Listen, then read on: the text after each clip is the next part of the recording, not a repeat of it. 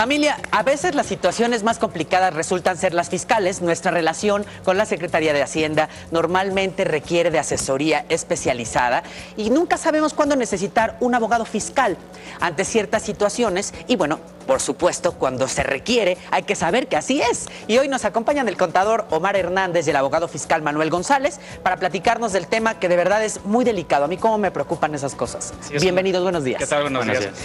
Sí, en efecto, como hemos platicado a lo largo de las cápsulas fiscales que hemos tenido, hay veces que puede haber temas delicados que no sabemos qué interpretar, qué hacer, etcétera. Entonces, en estos casos, sobre todo cuando la Secretaría de Hacienda ejerce sus facultades de fiscalización, ¿qué quiere decir? Que van y nos revisan, que hayamos cumplido con nuestras obligaciones.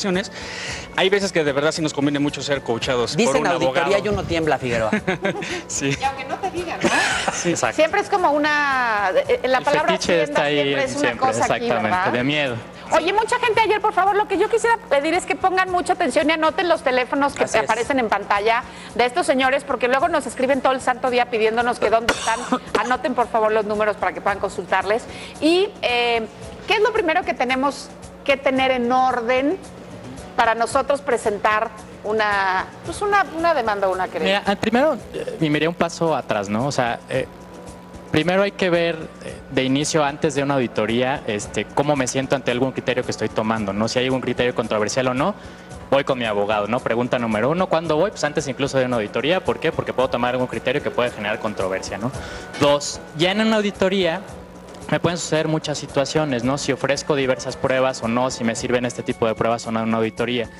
¿Qué es importante aquí? Que al final del día, si yo las pruebas no las ofrezco en la auditoría o en un recurso de revocación que entres ante la propia autoridad, no me van a tomar en consideración esas pruebas en un juicio fiscal. Entonces, ¿por qué el acompañamiento de un abogado en una auditoría? Porque si yo no ofrezco esas pruebas durante todo ese proceso fiscal y además en un recurso de revocación, no van a poder ser utilizadas en un juicio al final del día. Esa es una situación muy importante y que hay que tomar en cuenta para el auditorio. He oído casos en los que presentas y como que se te voltea eso en contra, como que de pronto no presentan los papeles adecuados o las pruebas adecuadas.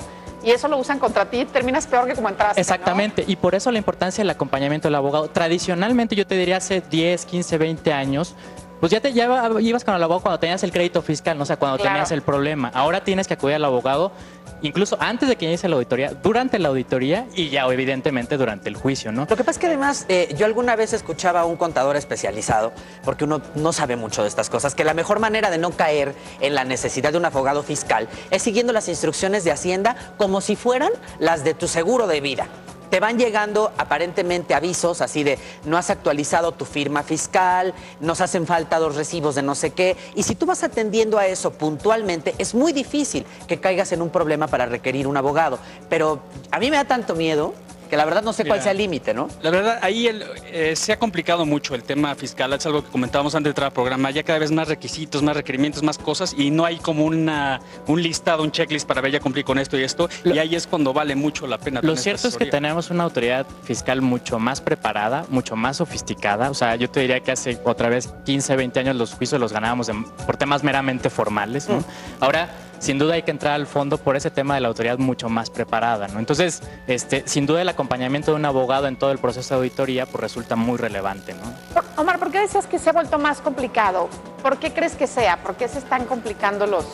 En este proceso de sofisticación que bien nos comenta Manuel, para así que atar todos los cabos, ya Hacienda se puede meter en cuentas bancarias, con la facturación electrónica ya sé perfecto quién le cobró a quién le facturó a quién, etcétera. ¿Cómo, no? Claro, entonces cada vez es más sofisticado para tener todo muy bien bajo control, pero se vuelve muy complicado, hay que cumplir muchísimos requisitos. Imagínate que hace 20 años todo lo tenías que presentar por medio de papel, sellito, y pues el que la autoridad fiscal fuera y revisara esos papeles que estaban ahí en esos archivos, era muy complicado. Ahora tu contabilidad en una USB. Ahora tienes que mandar tu contabilidad de manera electrónica, por ejemplo, tu facturación ya es electrónica también. Entonces tienen todo un cúmulo de información electrónica que empiezan a cruzar y sin duda pues es más fácil para ellos fiscalizar. ¿Por qué no nos dices, abogado y usted, contador, algunos... Nuestro estatus, precisamente por estos medios electrónicos, Hacienda ya tiene un estatus de cada uno de nosotros. De Luis me debe la declaración del mes pasado, todavía no la presentó, o del mes antepasado, etcétera. Esta es una opinión de cumplimiento, donde nos podemos meter a la página del SAT, sacar nuestro estatus y ver nuestra radiografía, qué debo, qué no debo, etcétera, ¿no?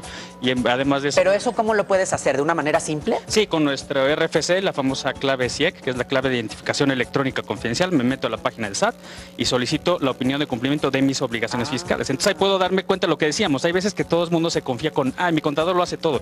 Y hay veces que la verdad, no. hay contadores que no son muy éticos, muy profesionales y te das cuenta de, uy, tenía todo esto pendiente, ¿qué hago ahora? Miedo. ¿No? Sí, entonces... O hay gente que solamente como que toma en serio las declaraciones grandes, ¿no? Las anuales y mes con mes hay que estar pendiente. Al pendiente y no solo tal vez en auditorías, también existen casos en donde voy y solicito una devolución y también necesito esa parte de acompañamiento por parte de abogado, porque hay veces que me tienen por desistido de una solicitud de devolución, es decir, rechazan mi trámite, vamos a decirlo así, tengo que presentar otra devolución y me vuelven a pedir toda la misma información otra vez. Wow. Ahí me protege la Ley Federal de Derechos del Contribuyente, en donde no puedo, tengo la oportunidad de no ofrecer esas pruebas de nueva cuenta, etcétera, etcétera.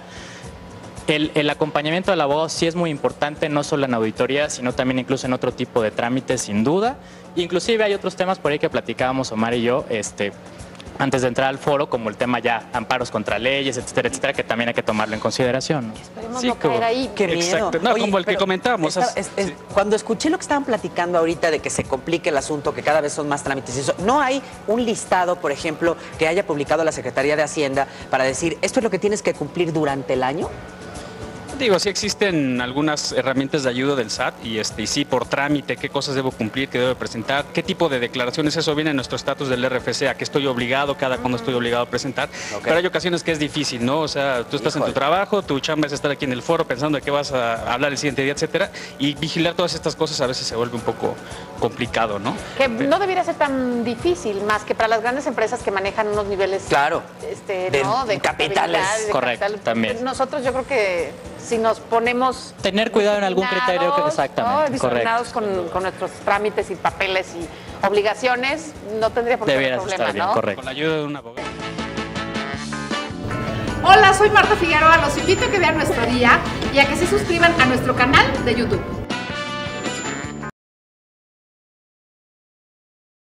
Cadena 30, la televisión más abierta que nunca.